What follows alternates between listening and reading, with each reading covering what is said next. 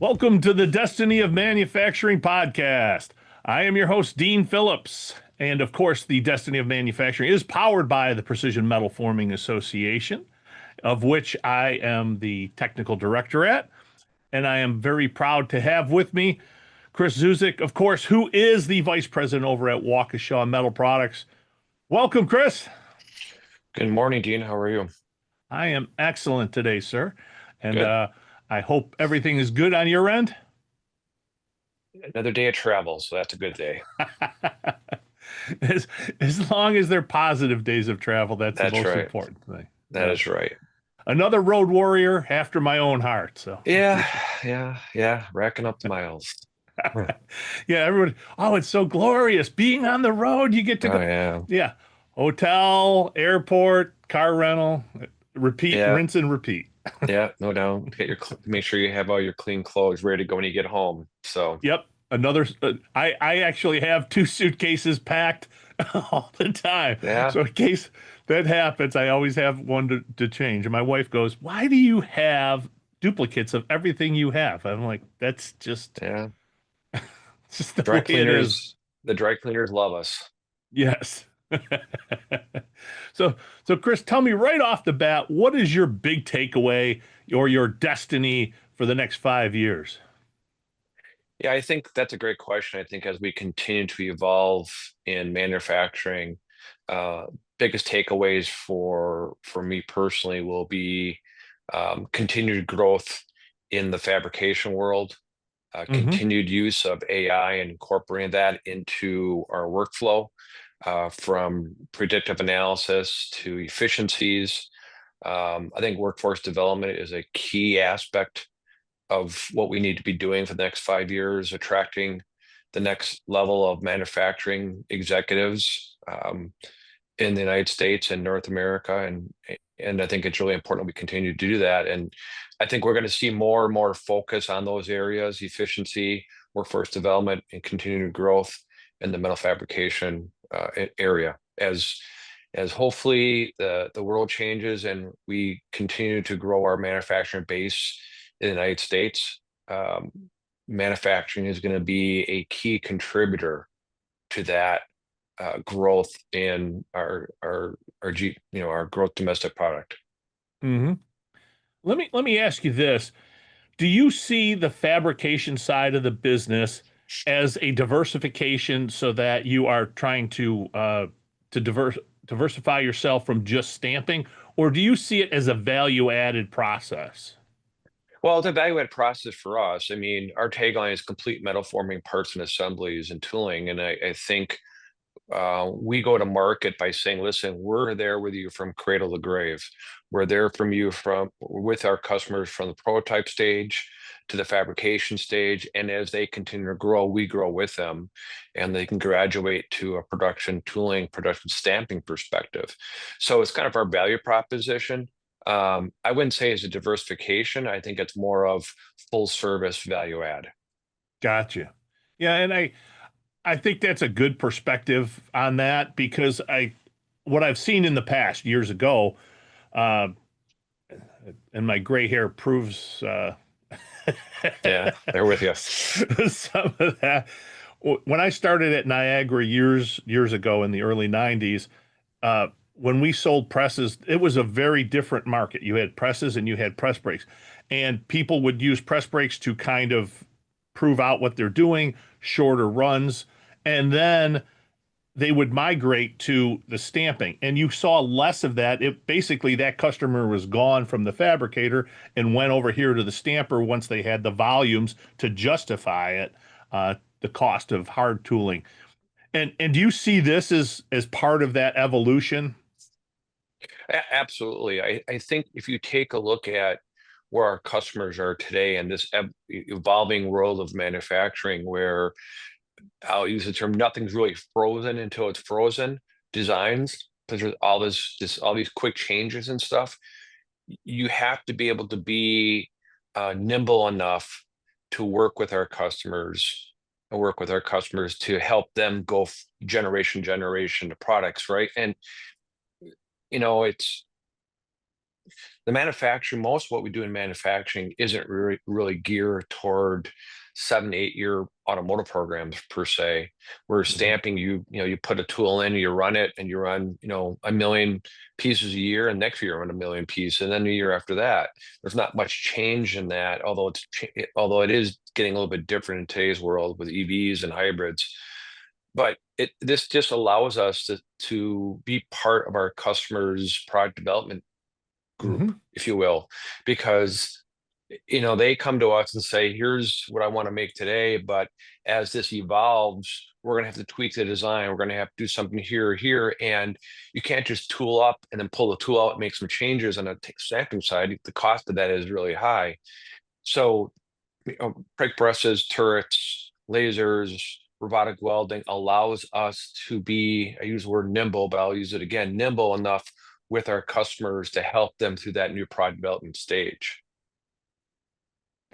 And how do you feel that workforce fits into this evolution, so to Yeah. speak?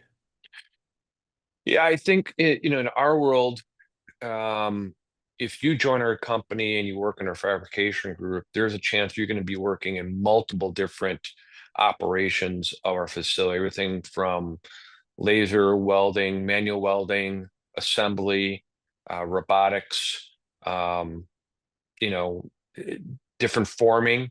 Where on the stamping side, the two path workforce development is, tool maintenance, tool builder to production supervisor, quality, etc. So in that, so there's a little bit of more, um, I hate to say it this way, but I'm going to, a little bit more art on the fabrication side, um, because you're forming material a little bit different versus taking, you're taking a sheet, forming it versus a coil, putting into a feeder, putting into a press, stamping it, through a 12-stage tool and come out with a part.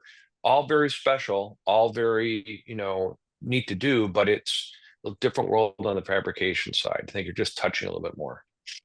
Yeah, and that is a that's a perfect way of putting it. And I've used to say this when we used to deliver press brakes and I would do training on them.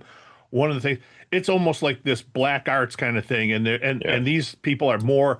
I would I would consider them more craftsmen Hmm. in many ways because you need to understand the material better. You're not just putting a part in and then if it doesn't work, you send it over to tool and die. The Right. operator has to be able to make adjustments, has to understand what they're looking at in the part and making corrections. This side's a little tighter, this one's a little looser. In the old days, it was get out the shims and start Right. shimming the tool and try and balance that. It was very much a craftsman or almost uh, artisan is another way to put it. Yeah, it's very similar to a carpenter, I think, when you're using lumber, right? You look at some of the greatest carpenters out there, and they're able to form and build something with wood that requires a little bit of thought with regards to how everything's going to fit and feel, right? In fabrication, how's that metal going to form, um, versus, let's say, how is the material going to flow through a press? So there is a little bit of art. There's a little bit of, um, secret sauce there on both sides, but really the fabrication allows us to be a little bit more creative in what our customer is looking for. Yeah.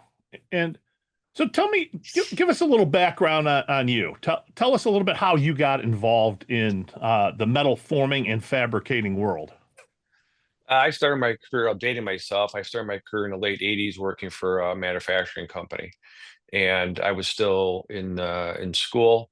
That company was a 100-year-old company making outdoor light fixtures for the marine and mining industry. And then also very diversified. They were doing packaging on the other side, printing and doing packaging. And so I spent 12 years there in really getting my feet wet, hands dirty in the manufacturing world. Um, I had a little bit of a change in career path. I spent 15 years in investment banking after that, and that was really, to me, quite eye-opening because most of the companies I was working with were manufacturing companies, tool and die, stamping, fabrication, um, all aspects of manufacturing. And when you're working with a company that's, most of my clients were between 10 and $75 million in revenue. When you work with those type of companies, you get to have a very intimate understanding of their business, what they're doing well, what they're not doing well, what their leadership style is, what their leadership style should be. And you get to see the good, bad, and ugly of a lot of different companies. And quite frankly, after 15 years doing that, I wanted to get back into manufacturing.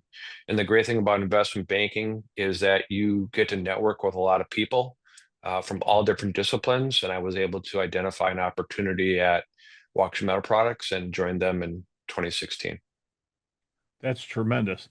And I think that when most people think about changing of paths, they don't always realize the doors that manufacturing opens for people. And talking about the workforce development aspect, I was just doing a training session last week at a automotive stamper, and one of the people there, they're probably in their early 20s, and they were saying that, oh, well, people were encouraging me to get into tool and die. And I said, Hmm.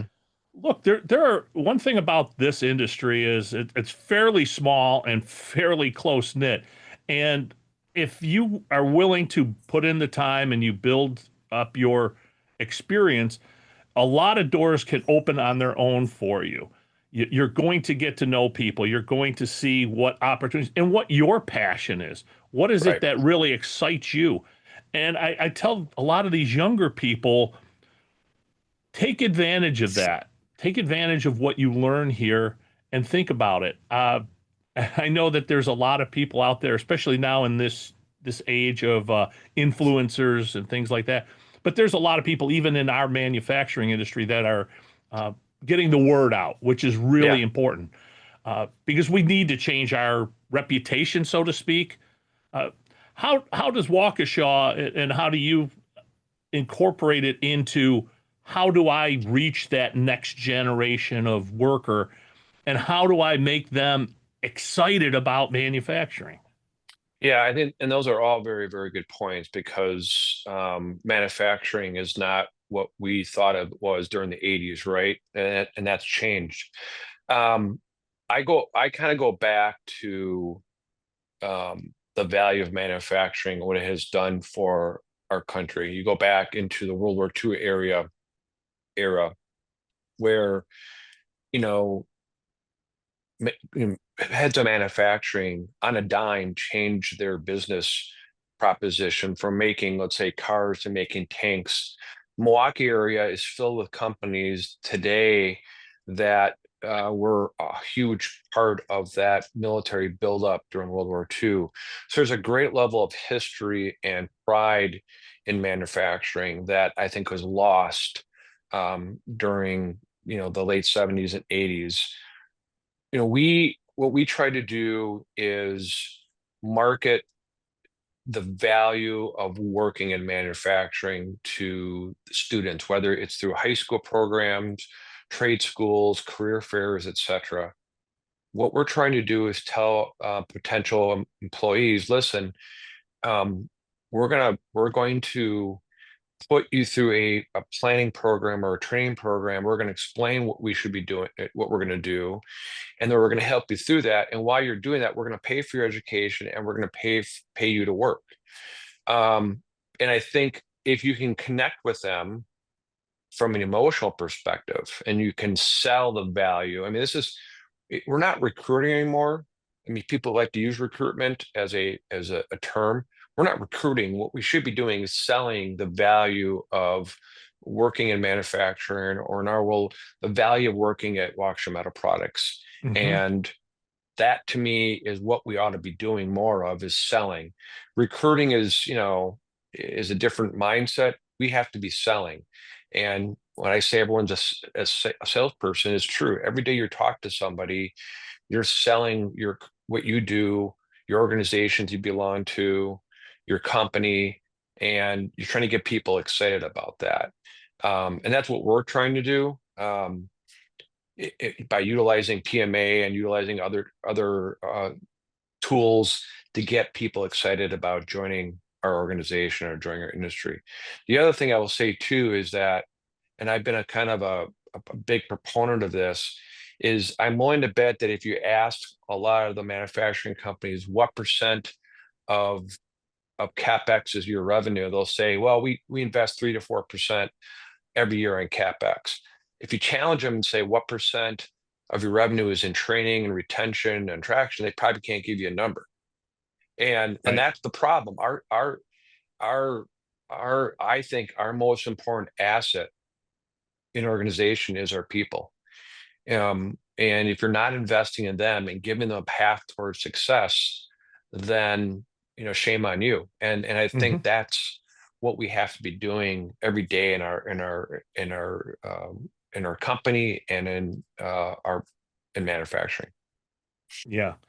I really like that aspect of what you said there, as far as I always steal from like Simon Sinek, who was Hmm. always said, you have to explain the why. You have to Right, get people passionate about the why. Why do we do what we do? Well, right, in automotive, we do it to make safer vehicles, so right, that that family feels comfortable going out and they know that they're going to be in a safe vehicle, that it's made well, that there's craftsmanship there, that we're doing that, and understanding how that path works for them. Do you find today that your HR people have to be more salesman-esque, where they actually have to explain to them, here's your path. I know you want this, but here's where you're going. Here's your trajectory that you can go on, so that they right. understand that better. Well, that's what we should be doing. Yes. You know, I I was lucky enough to spend 20 years of my life coaching high school soccer. And um, our job as coaches was to say, here's where you are today as a player.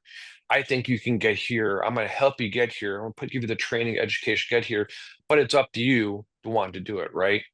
So that's one thing, is showing them the path towards success. But I also think it is understand that each person is different. Each person is motivated differently. On a using the analogy of the high school soccer team, a motivation of a freshman versus a senior completely different. And that's how you have to look at it from a training, education, workforce development perspective. You are a coach. Your job is to say, here's the path for success. This is where you could go. I'm going to give you the tools to get there, but it's ultimately up to you to do it. And we're going to Hmm. hold you accountable for that. And I think, you know, that's, I think, and I see a lot of companies, I'm sure you do too, they talk about it, but they don't execute. And I think that's the big problem. And that's that's the biggest one of the biggest values of belonging to PMA, is having these tools that we can use with our team. So it's the same thing from PMA perspective. Here are the tools. Okay. Now the companies have to utilize it. And PMA is not, I mean, there's plenty of great programs up there. I'm just using PMA as an example.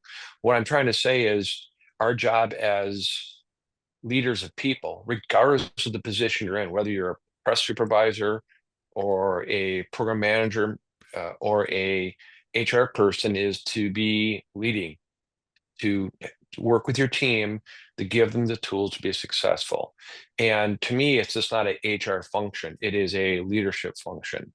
And I think that's um, where we have to change quite a bit, is everyone is responsible for selling. Everyone is responsible for um, your biggest asset, which are your people. Yeah, yeah. I I like what you said there about the building somebody different who comes in as a freshman versus a senior. I I always talk about workforce development, and one of the things I always say is that, are you checking a box? Okay, this person learned this. You check the box. It Yeah, shouldn't be, it has to be a linear progression of what, or it doesn't have to be linear, but it has to be a right, progression, so right, that I need to know that you're at you walk in the door, you're at a one level of comprehension of what you're going to be doing. I want to get you right, up to a 3 or a 4. Now, that person who's been there a few years, they're at a 4 or a 5. You want to get them to an 8. So, Right. because if you're just checking a box, you think that you're done. And that's not how education, that's not how development works. It has to be a progression that we have. And we need to look at it that way. And I really am glad that you emphasize that because to me, that's one of the most important aspects of Abs workforce. Absolutely. And I'll tell you, our customers expect that because what are our customers looking at us for? They're looking for Waukesha Metal Products to be, to meet their quality expectation. In our mind, that's zero defect. They're expecting us to have manufacturing excellence, which we have to have. But they're also expecting us to have equipment that's reliable and that is maintained on a regular basis because that's a risk. And they're also always asking the question, hey, how are you developing your people? And because today's world, we're talking about labor and how things such as AI and automation play into it. So labor is a huge aspect of what we do, and we have to show paths of success and risk analysis again across the board of our company, not only from an equipment perspective, but from a financial perspective, equipment perspective, people perspective, quality programs, sustainability, you name it. They expect us to be putting forth the best efforts to maintain our business from a risk perspective. And it doesn't make a difference what segment that is. Right. Right. And that's risk mitigation. That's Right, what they want. They want to see that what you're doing to make sure that you will be there and be a good provider in the future, not just right, today. right. Can you build It a plan for the future? it costs a lot of money to change suppliers, as we all know. And so when you get into it, if you're a company that's not proactively sharpening the saw every day, we're working towards continuous improvement. At some point, excuse me, your customers are going to go, geez, I don't know if I can continue to work with you guys. A lot of companies change suppliers not because of a quality issue, not because of of a fallout. It's because they're not able to grow with them. Hmm. And that's if you're not preparing for growth with your company and your customers, you're missing out on a great opportunity. And just going back to the workforce development side of things, the other thing I would say is the cost of education is becoming a critical aspect of what, I have 5 grandkids. I don't know how the heck they're going to be able to afford college in 10 years from now because the cost of education is becoming so high. It's pushing people out. Now, we need doctors, we need lawyers. Well, we need doctors, we need bankers, and we understand the value of that type of education. But if you're geared to work with your hands and you're geared to be creative and you're geared towards using automation, robotics, computers, look at manufacturing and every aspect of manufacturing, not just metal forming. Look at printing, look at utilities, look at energy, whatever the case may be, because that might be a great place for you. And you're not going to walk away with, $100,000 of debt that's going to be on your back for 30 years at, 4.5% interest. So it's a scary situation for those who are looking at college as the potential next step. And I just don't know how you can, something's going to have to change here at some point. Yeah, I agree. There was a professor at UT at Tennessee here, and he said there's a lack of skin in the game for these universities because Mhm. they don't have to put a program out that's going to deliver on its promises. They don't have to deliver on a job that pays well. Right. They and if they did, they would never loan them the money. Right. Exactly. Exactly. And that's a scary thing. And in the early part of our conversation, we were talking about World War II and the buildup of those companies. You know, if not to say, I mean, I'm sure if something like that happened again, the United States would be well prepared from an industrial base to support our defensive initiatives. I'm here in DC this week for a defense trade show, and the amount of people here talking about manufacturing and the support of its defense of our nation is so impressive. And those captains of industry back in World War II may not be in the same form today, but they're out there. And Hmm. that's the type of passion we have to have for manufacturing. Yeah. That's great. Chris, thank you so much for taking time, and thank you for all you do for our great manufacturing organization and family. So thank you for being here and jumping on the show today. Uh, and we will see you at the Fabrication Summit here coming up shortly.